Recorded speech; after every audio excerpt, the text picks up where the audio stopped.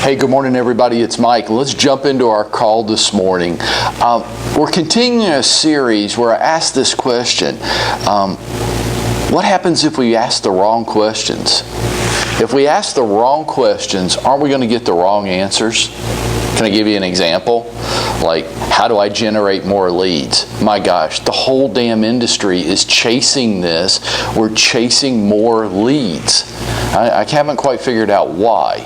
I think that we translate leads into some tangible opportunity, like there's a sale lurking there. And so we're chasing this. We're giving out our credit card number. We're trying to buy our business. We're spending thousands of dollars every month to organizations that are just built to take advantage of us. They're just built to take advantage of agents that are trying to find an easier way to be successful in this business.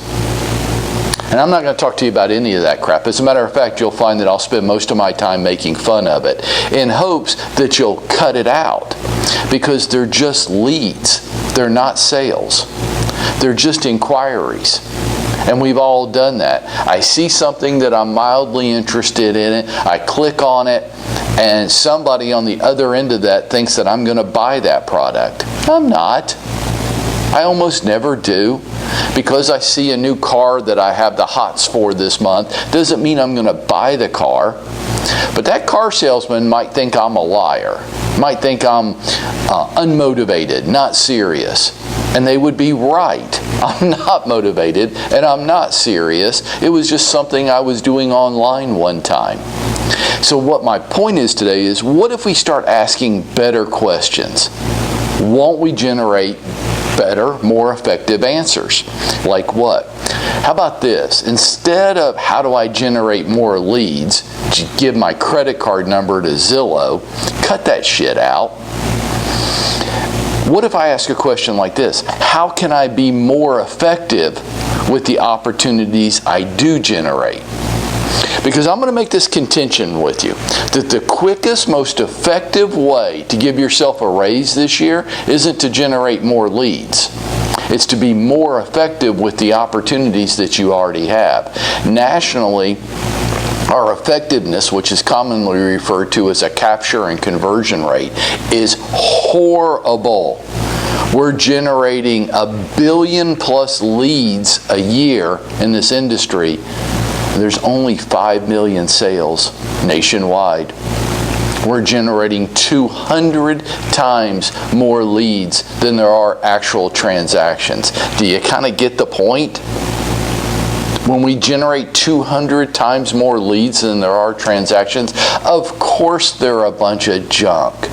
What if I was more effective within the opportunities that I was already generating? So this week, what I'm going to do each day is I'm going to give you 5 ways to be more effective. And this has almost nothing to do with the first contact that you have, because the first contact's not almost never going to go anywhere. It's the effective, robust follow-up campaign that you implement. And for those of you that are listening to me right now that don't want to implement a robust follow-up campaign, then I have really no answers for you. Get ready to just do 3 or 4 deals a year as you sell houses to your family and friends. But for those of you that want to make this a business, my contention with you is going to be this. It's all about your follow-up campaign. Once the opportunity has been generated, what do you do then? How do you become the top-of-mind, credible expert with those contacts? How do you differentiate yourself in a sea of real estate agents? How do you pop and stand out? And I'm going to contend with you that you do this through an effective, robust follow-up campaign that you implement each day, 5 days a week.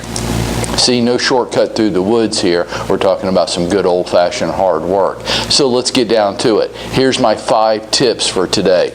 Immediately after the first contact is made, here's the 5 things I want you to do that day, within an hour or 2 of that first contact. You ready? I want you to first enter them into your CRM. For those of you that don't have a CRM or aren't using it, well, here's your starting line. So you You cannot call yourself a serious professional if you're not using these days. So I want to enter the contact in my CRM and establish a campaign. What's going to come from that? Probably nothing. If that's your expectation, that's all you have to do, then you're batshit crazy and you're not going to make any money. That's just the first step. Then I want to text them a 10 to 15 second follow-up thank you video. Something like this. Hey, it's Mike over at Century 21. Just a quick note to say thanks for taking the time to speak with me today. You were really nice. I wish you the best of luck in your home search or your home sale. Send. That's it. Well, what's going to come from that? Nothing. Nothing's going to happen from that. Nothing's going to happen from any one thing that we do. The third thing that I want you to do, I want you to take out a little note card and I want you to write a little handwritten note to them. Pretty much saying the same thing you just said in the text video, but they're not going to get this for 2 or 3 days more. Just a short little handwritten thank you note, put your card in, drop it in the mail to them. The first two are free. The CRM, the establishing a campaign in the CRM, the 10 to 15 second text video, they're free. This one's going to cost you about $1 between postage and the note card. A whole $1. That's right. It's time to make an investment in your business, right? What's going to come from the handwritten note card? Nothing. If you isolate any one of these things out and want to criticize me and say, well, Mike thinks that by sending out handwritten note cards, I'm going to supercharge my business, that's not true. That's bullshit. None of these things by themselves are going to do anything. So those of you that say, well, I did that and it didn't work. Yeah, any one thing by itself is not going to work. Number 4, I want you to attempt to connect with the prospect on at least Facebook and Instagram. John Smith, do a search. There's 20 John Smiths in Atlanta. I don't know which John Smith this is. Then friend request all of them. Until you get to 5,000 friends on Facebook, it's all free. Why not? You want to search and try to issue a connection request to the prospect, like right away. Well, they won't all accept. Nobody does all of anything. But issue the friend request. Again, another free tip. For those of you that are more motivated, use Twitter and LinkedIn as well. Number 5 for today. I want to email one of my recent monthly newsletters out to them. So when I sent one out in June, oh, you're not doing this every month. Well, then you're going to have a problem with number 5, aren't you? But I do this every month, so I'm going to go get June's newsletter and I'm going to email it over to the prospect. It's free. Well, what's going to come from that? Nothing's going to come from that. Here's what's going to happen. As we get through this week, when I implement all 15 steps on each prospect I generate, that's how I establish top of mind, credible expert status with the leads. That's how my capture and conversion rate's going to go up.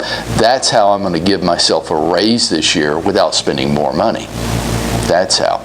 You want to read an interesting book on all of this? A gentleman named Chris Smith wrote a book called The Conversion Code. Would encourage you to obtain it. It's not expensive and it's a short read, but he's right on target with how you implement an effective follow-up campaign and you increase your capture and conversion rate with the prospects that you already have. And tomorrow I'm going to give you my next 5 tips. For the remainder of today, I want you to go out there and make it happen today, folks.